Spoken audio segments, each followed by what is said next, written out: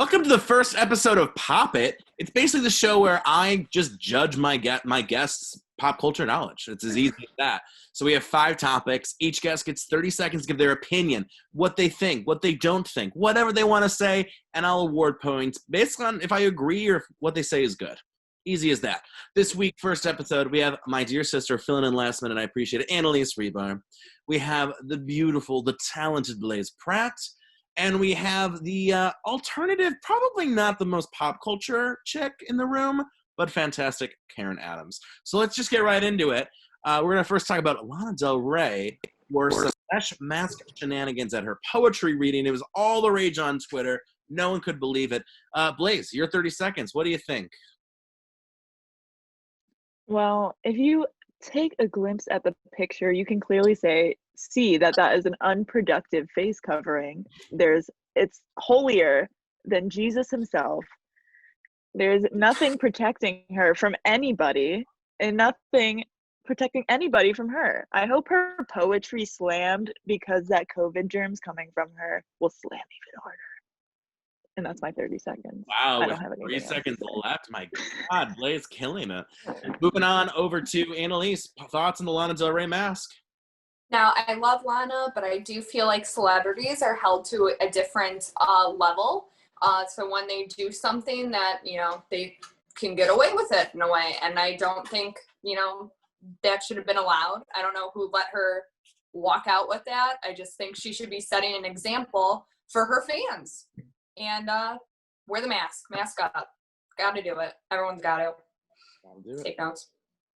Karen, your 30 seconds on Lana Del Rey's mask. Yeah, so, we're not wearing masks for ourselves.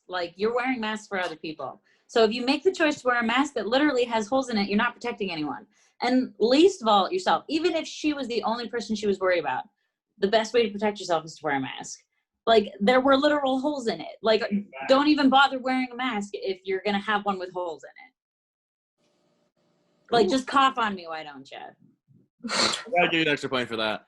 Ooh, all right. Well, going into our second topic, Lady Gaga's 911 video dropped, and I'm still obsessed with it. In fact, I had to call 911 because I was in distress with how good it was. Thoughts? Let's start with Karen this time. Karen.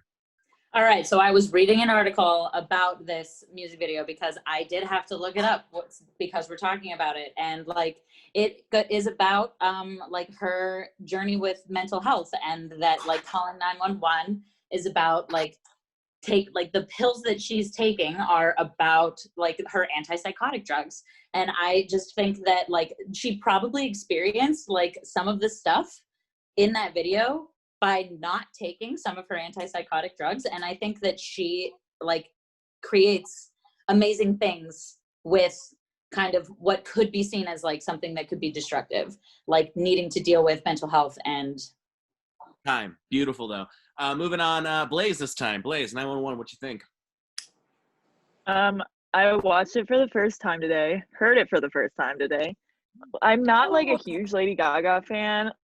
She is a very talented person. Don't get me wrong. Extremely creative. Can't keep up with anything she does. I really don't understand anything she does, but I watched that video and I had no idea what was going on. And then the last 30 seconds, I'm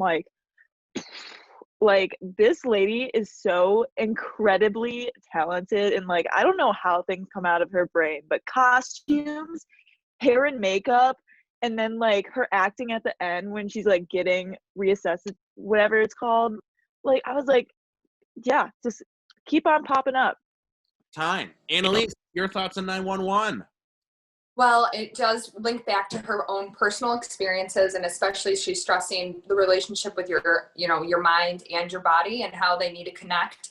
And mental health is obviously important, and the way you view yourself is important. And I think as 2020, everyone's starting to realize that more. And in part of the music video, it's where she's going off to heaven, but her ankle is tied down to earth, and trying to get that connections with everything. And, the different things in the music video that could tie back into her personal life. And I think just the way she's bringing it to her fans is where their fans are saying, you know what, I might have a mental illness, but others are relating too, and we're getting through this together. And a lot of people look up to her, and she's doing all this change. Look at you trying to fit all that in the last second. I love it. All right, moving on. Whoopi Goldberg confirms that Sister Act 3 is happening. For those who don't know, Sister Act's the movie with the nuns, and they're all getting their groove and everything. So let's start this round with Blaze. Blaze, what do you think? Okay, so I watched Sister Act 1 and 2 today. Never seen it. To be fair, it came out before I was even birthed. So I believe it was so fun to watch. And Whoopi just looked like she was having such a great time. Whoopi deserves to have a good time. But my only problem is it looks like Disney Plus is releasing it. I'm worried that they're going to make it all cheesy and just have Whoopi in it for like 30 seconds or like a minute just to like put her name on it. So I do have my concerns, but I'm excited to see it. Beautiful. Let's move over to Anneliese, Sister Act 3. What you think? Well, to kind of tie in what Blaze was saying, I think could it be like a Mamma Mia thing where, you know, Meryl Streep was only in it for like the last scene? Like, you know, how far will they take it?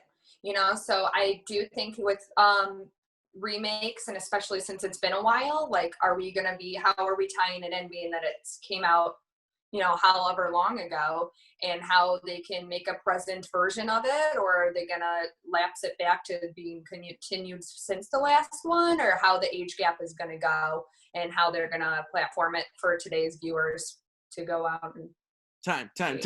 Karen, your 30 seconds start now. All right, so I, having been a child who grew up watching both of the Sister Act movies, I am a big fan. So I am here for it. However, I think that we have been doing a lot of just like remakes and like pulling people to do these old characters because people are kind of hoping for the nostalgia of what was better times. I think we need to move forward. I'm not gonna lie to you, I don't think it's gonna be that good. I'm excited to see it because it could be good, but I'm also a little nervous. Beautiful. Wow. I like how succinct you are, Karen. My goodness. Topic 4 of 5. We're getting through it. So Mariah Carey is apparently bringing on Jennifer Hudson and Ariana Grande for something. Looks like it might be some kind of remix for All I Want for Christmas, maybe a new Christmas song. What are your thoughts? Let's kick it back to Karen. So I am super here for them having a big combination like of a new Christmas song. But I do not want an All I Want for Christmas Is You remix. I think that song is absolutely 115% perfect in its own right. And it does not need any sort of remix because when it hits, and it only hits for that one chunk of the season, but for like a month in a row. I don't think that we need a remix of it, but I am here for that collaboration. Time. Moving on to Anneliese. Thoughts on the Mariah Carey potential remix? I'm down for the collaboration 100%. I kind of hope for the All I Want for Christmas Is You because the last remix was with Justin Bieber, and I think we need to, you know, throw that one out and get a new remix in there because Ariana is poppin'. I feel like she needs her time to shine with the Christmas, and just the Justin Bieber collaboration was uncomfortable, and I think we just need to remix it. Perfect. Blaze, your thoughts, Mariah Carey. All right. Like Karen said, that song is a bop and it hits every time you hear it. You're in the car like, duh, duh, duh. But like, if you have Ariana Grande, Jay Hudson, and Mariah Carey, like those are 3 powerhouses. If you're coming at me with those 3 doing this poppy song and not like a ballad, like with Jay Hudson, like doing runs in the back, check me out. Like, come on, don't waste that talent on some pop remix. Like, give me something wholesome. I don't care if it's about Jesus or like religion, but give me something with some grit. All right, Mariah's probably so sick of hearing that song. Time.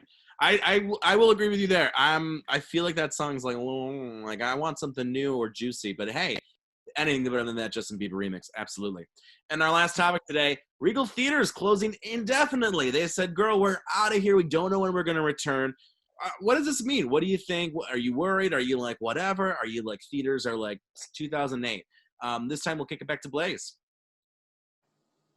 All right. I am a huge theater lover. Like, I used to go to the theater every Tuesday and over the summer because they had like discount days. Not Regal though, because they were too far away. But I get it, like with COVID and everything shut down. But like, there's just nothing like going to the movies. You know, I wouldn't be lying if I went on a date just to get a free movie out of it. You know, it's a social thing you do. All right. But I get it. You're at, like, Mulan came out on Disney Plus. You pay $30. You can watch it with your whole family. Like, that's better than paying $10 for a movie ticket, $10 for an hour and a half. Time. Great points. Karen, what do you think? So I too am a big lover of going to movie theaters, but I have no interest in going back to one in these wild and crazy times. So I think that they're making the right call. I think that a lot of people probably align with what I'm saying as well. And like, you don't want to sit in a box with a bunch of people that you don't know anymore. You know, back when we used to all love. I want to do that shit. Oh my gosh. Anneliese, close us out. Regal Theater's closing. What do you think? I love Regal. I loved it from the start, especially being the one in Willoughby. And, you know, I've been since all this COVID stuff, and they made it very safe. I think it's, you know, I love going, taking the girls, and it's just a different experience than sitting on why would I want to get my couch nasty from my kids? They can get the movie theater nasty and they're going to clean it up. Like, I'm not on my new couch. But I just like going. I like getting my big ass popcorn. I want to sit there on my fat ass, and I want to get my refills. I don't want to pay for that. I want to get my refills. And I like going. I like to see it on a big projector. Time. I like the description that you just offered there. It was very vivid. I love it. All right, well, those are our 5 topics for this week's Pop It. Let's see what our scores are. In last place with 15 points over our 5 topics, which is very incredible, Karen Adams bringing the A game. Made some excellent points. In second place with 17 points, Anneliese. Great vivid things at the end there. And just by 1 point and 18 points, Blaze. First place. You are our first winner of Pop It. You came to play. What's her prize? She got a sash. Wow. So, like, real talk though, what were we being judged based off of? Where did the points come from? Like, how? Opinions, if I agreed with you, or if it was funny, or if it was like, wow, that's so interesting. So it's all relative. Right. It doesn't mean anything, and there's no prize. And it also means everything. Cool. Yeah. The good news is you were so close. 15, 17, 18. You guys were amazing. Thank you for being with us on the first episode of Pop It. Until next time.